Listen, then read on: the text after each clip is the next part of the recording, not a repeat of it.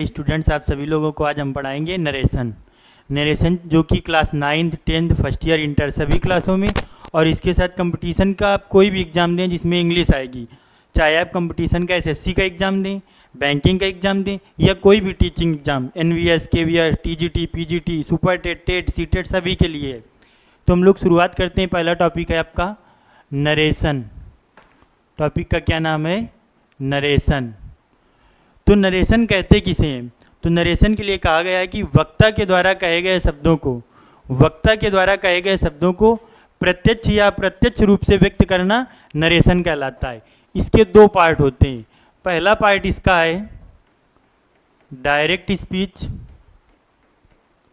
और दूसरा पार्ट इसका है इनडायरेक्ट स्पीच। अब बात यह है कि डायरेक्ट स्पीच किसे कहते हैं। डायरेक्ट स्पीच क्या है? तो डायरेक्ट स्पीच और इनडायरेक्ट स्पीच हमने अभी आपको डिफिनेशन जब नरेशन की बताई है तो यही बताया है कि वक्ता द्वारा कहे गए शब्दों को प्रत्यक्ष या अप्रत्यक्ष रूप से, अगर आप किसी को डायरेक्टली कुछ कह रहे हैं, हिंदी में कहें तो क्या कहेंगे?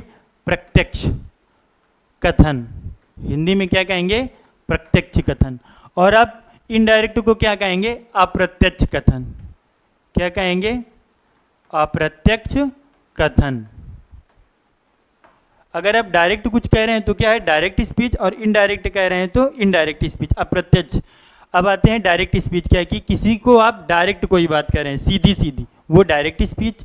और आप दूसरे को कह रहे हैं वो जा करके बात बता रहा है, वो क्या कहलाएगा? आपका इनडायरेक्ट स्पीच। अब बात ये आती है कि डायरेक्ट स्पीच के पार्ट कितने हैं। तो आप देखेंगे डायरेक्ट स्पीच के भी दो पार्ट होते हैं। एक पार्ट होता है डायरेक्ट स्पीच का रिपोर्टिंग वर्ब। कौन सा पार्ट है? Reporting verb.